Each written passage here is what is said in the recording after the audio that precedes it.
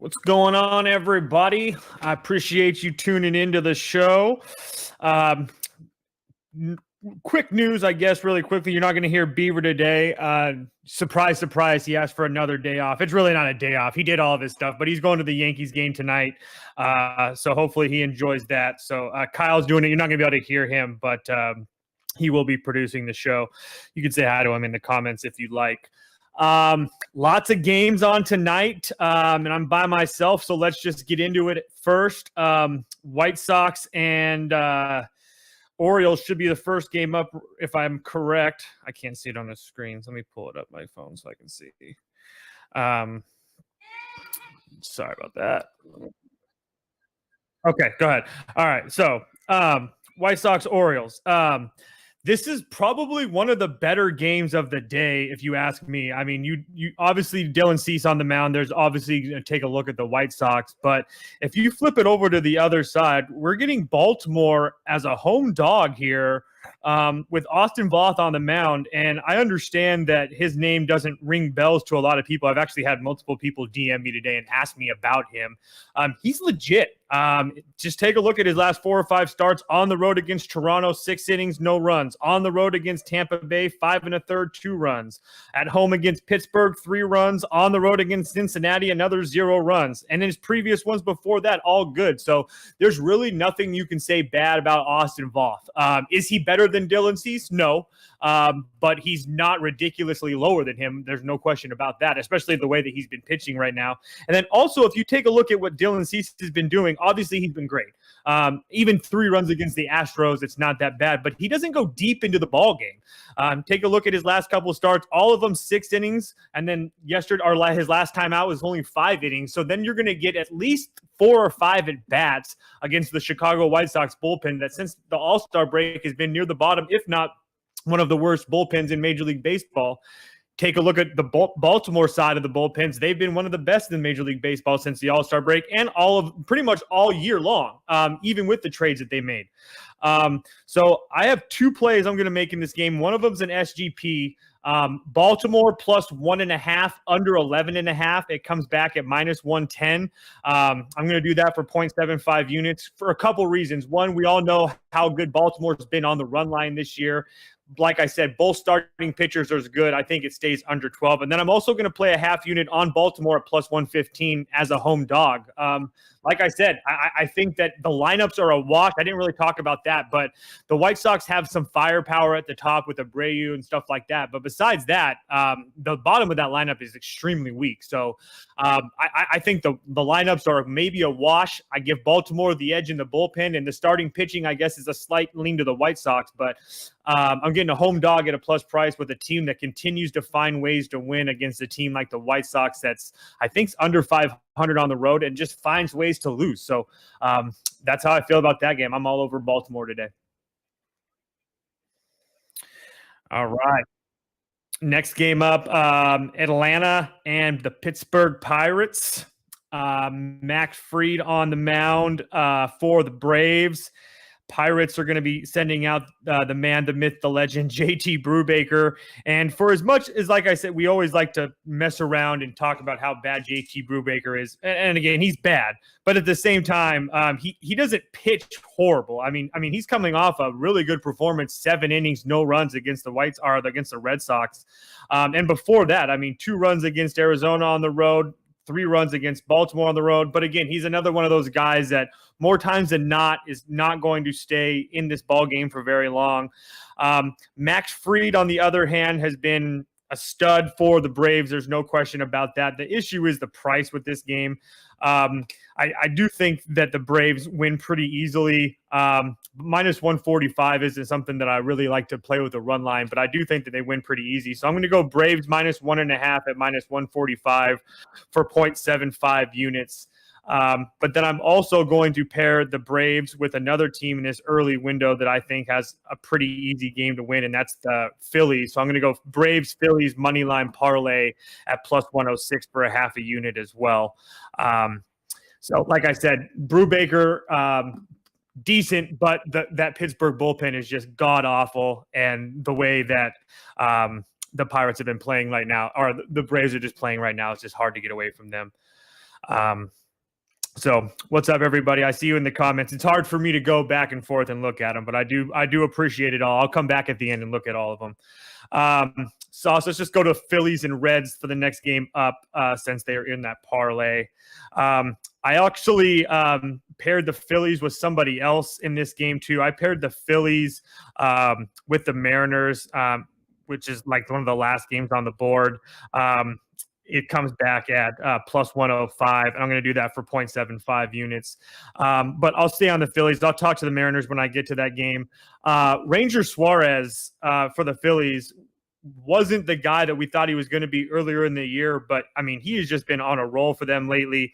If you take a look, I will say really quickly that we did just see this matchup, Lodolo versus Suarez, the last time these two teams played. But sticking with Suarez, he's almost been unhittable. I mean, he had one bad start on the road against Washington, but besides that, all his home starts against the Reds, the Mets, the Pirates, on the road against the Braves, at home against Miami, one run or less in all of those. He's going 6 innings or more in all of those. Again, do I want to lay minus 1.5 with the Phillies at such a big price? Not really. So that's where I figured I'd pair them in a couple parlays, just and make sure they get the job done and they don't have to win by multiple runs. I do think they'd win by multiple runs, but I don't. I think that plus 100, it just kind of scares me off. Maybe that's because they're being the home team. I don't know, but for me, I'd rather just have them win the game, and that's all I got to worry about. So that's what we're gonna do.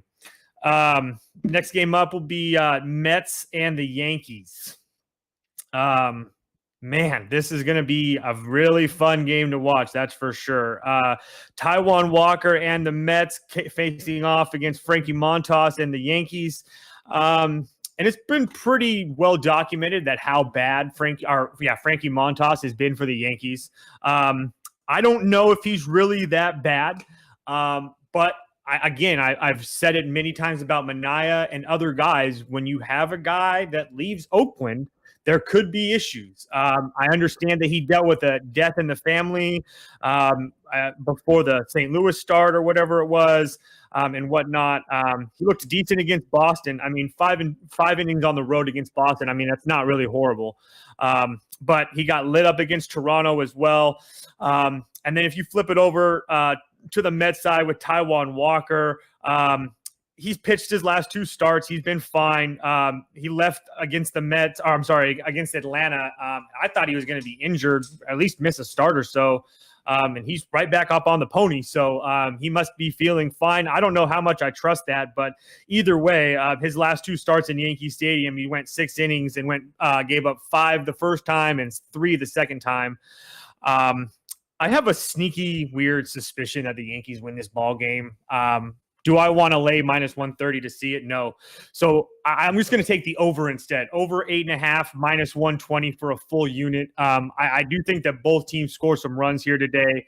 I understand that the Mets bullpen's in pretty good and whatnot, but besides Diaz, he's the only one that I really am worried about.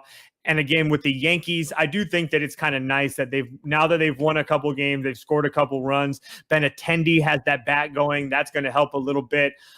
There's a couple guys in the Yankees lineup as well, like Marwin Gonzalez, that has decent numbers against Taijuan Walker. IKF has decent numbers. Aaron Hicks has decent numbers. So there's definitely road to runs for the Yankees if they can continue this momentum at home. So again, don't really want to pay minus 135 for them to win, which I do think they win. But I think we see runs more than anything. So that's what I'm going to play here. Giants and Tigers will be up next. Damn, them pesky Tigers, man. Haven't looked horrible. The last couple of days. Sorry, I'm pulling up their page right now. 2 straight wins against the Angels. Now, again, the Angels are horrible, but they were pretty decent dogs in those games. Drew Hutchinson has been decent. I mean, he's not a guy that I'm going to try to run him back behind. But at the same time, he's been pretty damn good. The issue is, I trust me, because I was trying to play Detroit in some way or fashion. But the issue with them winning is they're facing Carlos Rendon. And I don't know how well he's going to pitch because he's been really good lately. But at the same time, I think that I found a bet that I like a little bit more than having to pick a side or a total. The Detroit team total over 2.5 at -125. I'm going to do that for 0.75 units. First and foremost, Carlos Rendon's a lefty. So we're going to get Detroit versus a lefty at home, which is a spot that I like. We're going to take out the fact that they have to beat the Giants because is Drew Hutchinson, been pretty decent? Yeah. But at the same time, I don't really know if I want to trust him to keep this Giants team from scoring runs, even though the Giants bats haven't been great. Again, it's just one of those things where I just don't trust Hutchinson enough.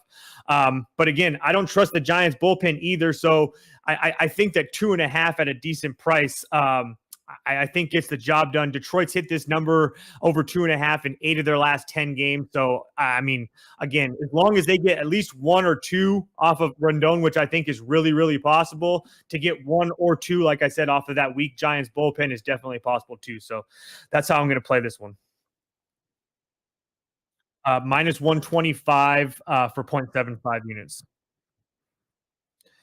Next game will be Angels and the Rays.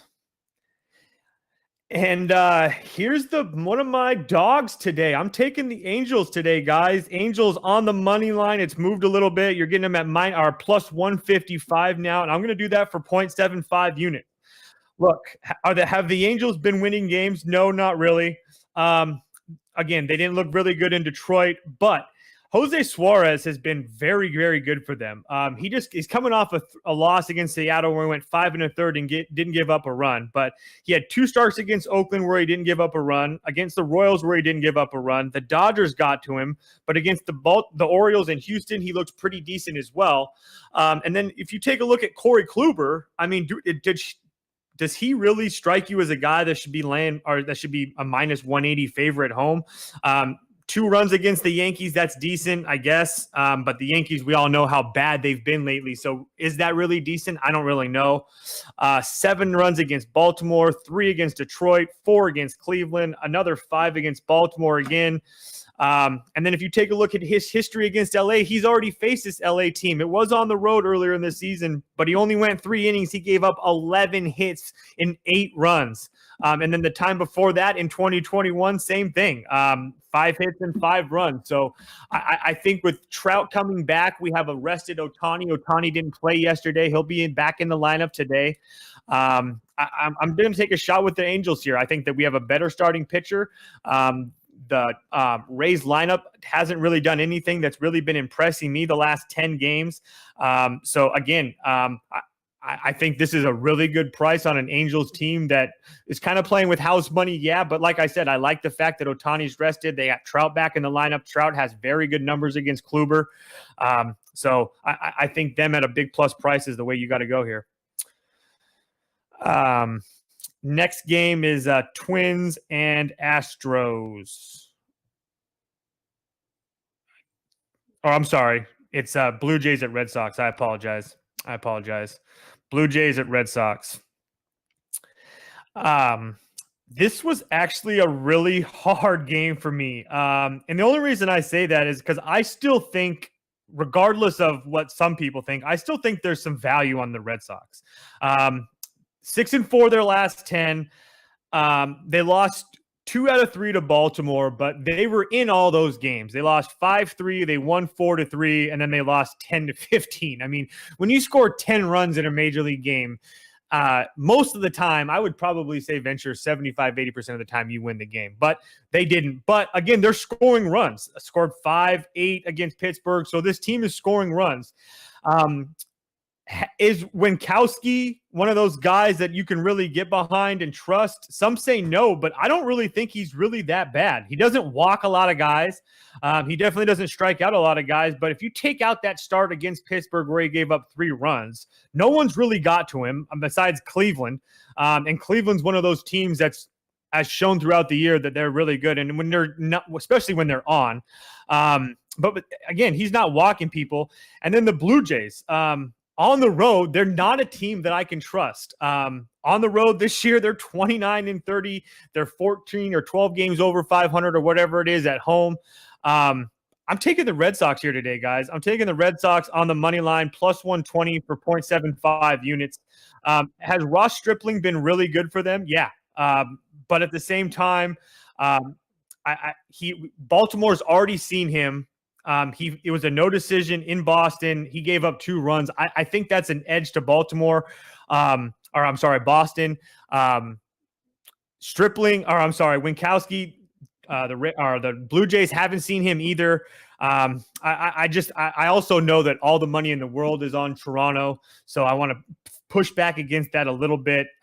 Plus, we're getting a home dog here. Boston at Fenway is always a decent bet for me. So if the world's betting one way and I'm getting a home dog with Boston, and like I said, guys, a team that's been scoring runs, I'm going to take a stab with the home dog. All right, Sauce. Now you can go to the Twins and Astros. So this is another game where I was looking at the dog, and I'm actually going to take a stab with them. So I have 2 plays in this Twins and Astros game. I'm going to play the first 5 under 4 at minus 110 for a half a unit. And then I'm also going to play the Twins plus 1.5 at plus 125 for a half a unit as well. First and foremost, people are going to ask, well, why are you fading Justin Verlander? Well, he's already lost twice this year as a minus 300 favorite.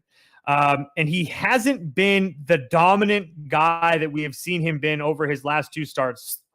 Pretty decent starts. I mean, six innings against Texas, gave up 3 runs. 6 innings against the White Sox, gave up 3 runs. Not horrible baseball, especially considering what he's done lately. Over the course of the year. Also, if you take a look at his history against the Twins, very, very good. 6-7 innings, 1 or 2 runs. The issue with me is that I don't know how much I'm not trying to say that the Astros aren't going to be focused in this game or whatever, but I just don't know how I feel about the Astros as huge favorites when they already have the division wrapped up. And this Twins team, Aaron Sanchez doesn't have like the worst numbers. I mean, again, a 7 ERA is horrible, but if you take a look at what he's done against Detroit, was pretty damn decent. Against Colorado, he was bad, but against Milwaukee, decent. Against the Mets, he was decent. Against the Giants, he was decent. I mean, he has bad history against the Astros the one time in Houston, but he also has a couple decent starts against them too. Again, I'm not trying to make a case for Aaron Sanchez, but at the same time, I just think that it's a little too pricey for the Astros here today in a game that's a 7.5 total. The books are telling you that this is going to be a close game. I think the Twins are fighting for their lives right now, so I'm going to take that plus 1.5 at a huge plus price. And like I said, I think that both pitchers kind of deal today a little bit. Astros aren't in the best spot. I mean, I do think that they're kind of spot proof a little bit in the juice box, as I like to call it. But again, 4 games against the White Sox, 3 games against Atlanta, now coming back home. Just don't really like the spot with it. Like I said, couple the fact that Verlander's lost a couple spots where he's been a 300 favorite. I'll take my chances with the dog. Like I said, everybody probably would be betting the Astros as well. So next game up, D-backs and the Royals. This was one of the games that I actually thought was kind of easy. And then actually I was one of the games that I actually talked to Beaver about too. Then he had the exact same thoughts.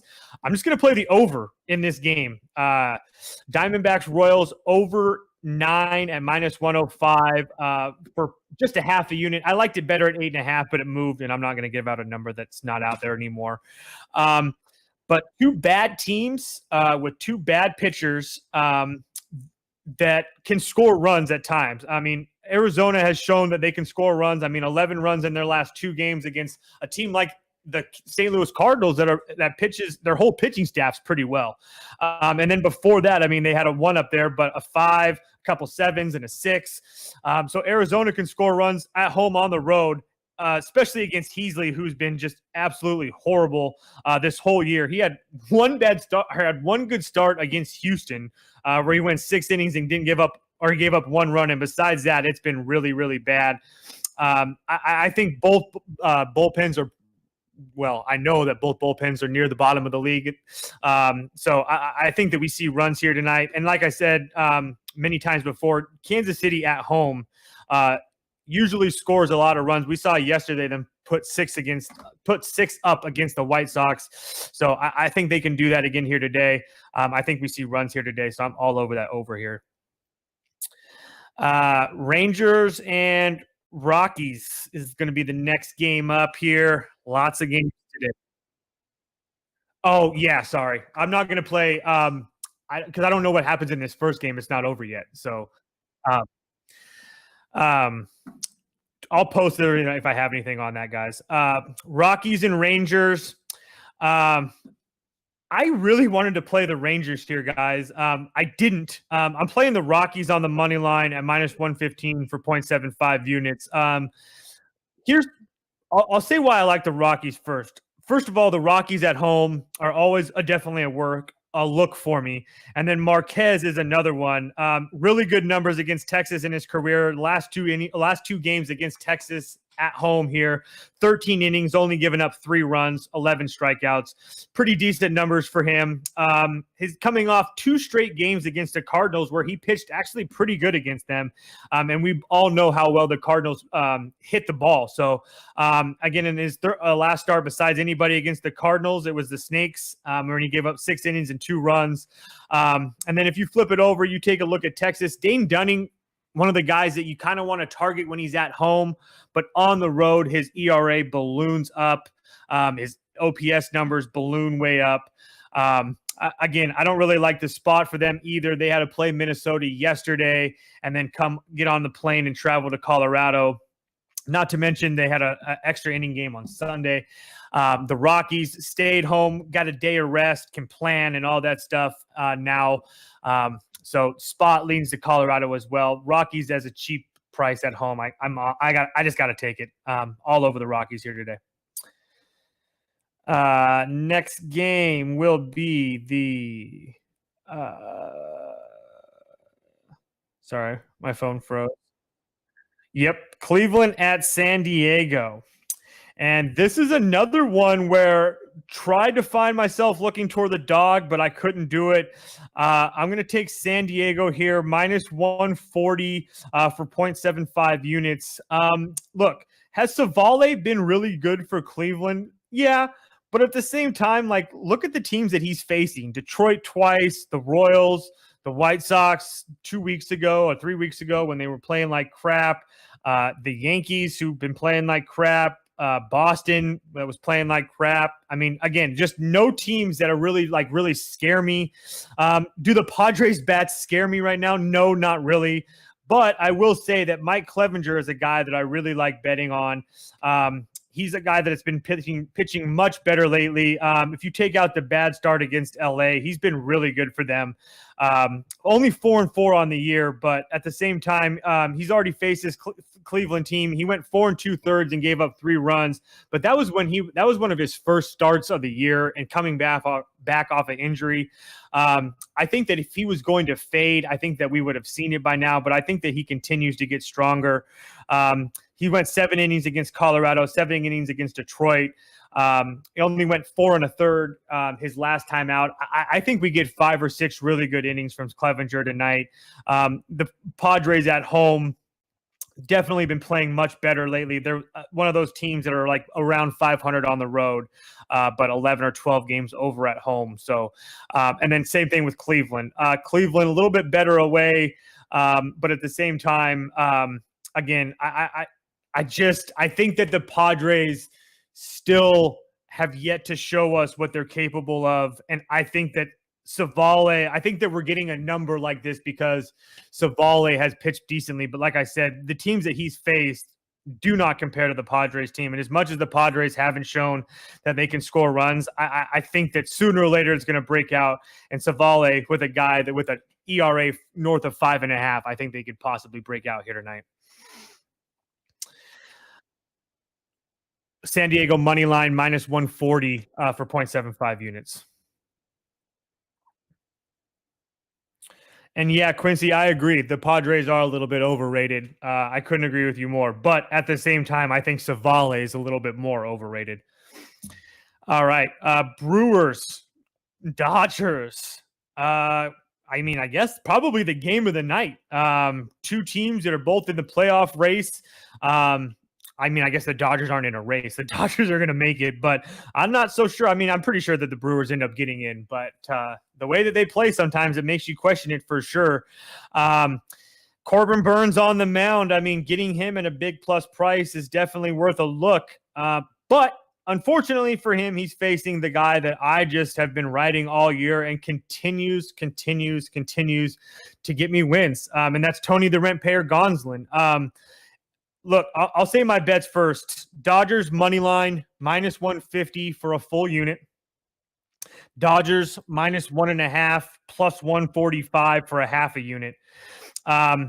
Has Corbin Burns been really good? Yeah, but he doesn't have really good history against the Dodgers. Matter of fact, his 2 starts in Shabazz Rabin, only 6 innings total, giving up 8 runs on 11 hits. He did see the Dodgers earlier this year in Milwaukee, went 5 2/3, gave up 6 hits and 3 runs. We saw this matchup as well. Tony the Rent Payer went into Milwaukee, went 7 innings, only gave up 2 hits, didn't give up a run. We're getting the Dodgers off of a shutout loss, guys. A part of me wants to just play them -1.5, but I think that you got to play the money line just because their last couple games haven't been the way. I don't know. It's been a little shaky with the bats, to say the least. So, and I also am not in love with the Dodgers bullpen. I understand what the numbers say and whatnot, but Kimball still scares me. And the guys like Vesey and stuff like that, they scare me. Again, they're going to get the job done. I do think they win. I'm going to bet them for sure, but they do scare me. But to get them off a shutout loss is kind of hard for me not to take them. So I'm all over the Dodgers here tonight.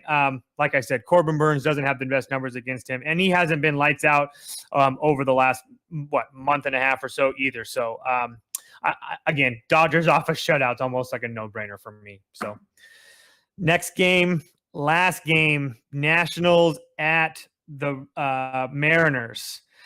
And oh, no, you're right. Oh, I screwed up. There is 2 games. You're right. I'm sorry. Marlins at Athletics. At Athletics. Sorry. I'm used to seeing them as they pull up. My bad. Same situation as last night, guys. Marlins have the pitching advantage. I'm playing the Marlins in the first 5, -0.5 for 0.75 units. Pablo Lopez on the mound for the Marlins. Again, I do that. People are going to ask, well, what about the Marlins not scoring runs? I don't think that Oakland scores very many runs today either. Again, Zach Logue, his last 2 starts against Texas and Houston, again, teams that definitely have completely different bats, but 13 innings over his last 9. He's given up at least 2 runs in all of his starts, even if he only goes 2 innings. Pablo Lopez is a guy that I still like. He's coming off of a bad start against the Padres, so I expect him to pitch much better. And he went and faced the Braves on the road, went 5 2/3, only gave up 2 runs. Again, the start before that against the Cubs in Wrigley, not the best spot, gave up 4. Against the Mets, he gave up 6. But against teams like Cincinnati and Pittsburgh, giving up 1 and 2 runs, that's the bill that I think Oakland fits more. I don't really want to deal with the Miami bullpen, but I think they have a huge pitching advantage. And actually, Miami has been scoring runs. Not a lot, but at least in the first 5, they've had 3 in the last couple nights. So I think they get 1 or 2 off of Logue. I have a hard time believing that Oakland gets any off of Pablo Lopez, just the way that he's been pitching lately. Again, I'm all over the fish today. I think that when Oakland was on his run, when Oakland's on their runs, they're good. But at the same time, when they're bad and they're losing, they're really hard to get behind. So when they don't score runs in the last couple of games, it's really hard for me to find a way to bet them, not to mention how horrible they've been at home. So, it's just for me, I don't want to deal with the full game, but I think the fish in the first 5 have a pretty decent advantage. All right, now Seattle and Washington. I apologize for that sauce. Robbie Ray on the mound for Seattle. Eric Fetty on the mound for the Nationals. really hard for me to get to find myself a Nationals bet. I think that Robbie Ray at home has been a pretty decent bet. I know that he's been up and down, but usually the teams that he struggles with are the teams that like Houston, to the bigger names tease when he's in a big spot at home against a bad team like this. I think he gets the job here done tonight. I'm going to take Seattle -1.5 at -120 for a half a unit. Just because I think that Washington on the road is a pure fade. And then I'm also going to take Seattle money line and pair them with the Dodgers. That comes back at +130, a little late night magic for half a unit as well. Again, Fetty is just not somebody that I can get behind. Hasn't looked horrible like his last two starts, but the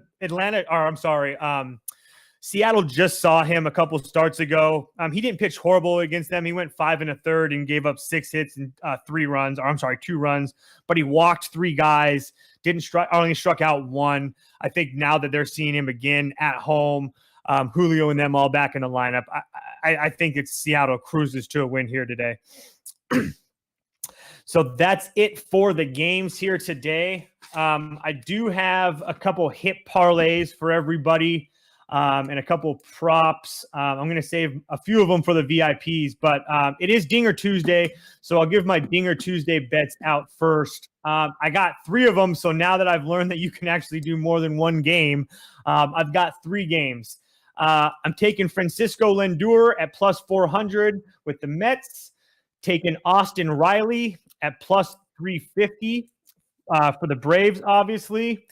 And then Rhys Hoskins for the Phillies at +285. Those are going to be my 3 Dinger Tuesday picks. All 3 of those places also have pretty damn good weather as well. So I like all those matchups. And then a couple hit parlays. Sauce, you don't have to write these out if you don't want to. Miguel Cabrera, Riley Green, pretty good matchups against. Both of them have really good numbers against Rendon. Both of those guys to get a hit comes back at +155. Mike Trout, Jared Walsh, really good numbers against Corey Kluber. Both of those to get a hit coming back at +140. And then I'm going to leave everything else for our VIP members. So if you're a VIP member, I have 1, 2, 3, 4, 5, 6, 7 hit props and parlays, all plus money that I know that you guys love. So I will have those all on the VIP sheets. That will be out in the next probably 20 minutes or so as soon as I get this done. I just got to add these to the bottom and make sure no crazy lines has changed. Let me see what time these games start in the morning. Yeah, so early games tomorrow, so 11 a.m. Eastern like we usually do. So that way we can get all the early games in as well. So, yeah, I will see you guys tomorrow at 11 a.m. Eastern. I appreciate you guys stopping by, and the VIP sheet will be out the next 15, 20 minutes. DM me if you need me. I'm always available. I'll talk to you guys tomorrow.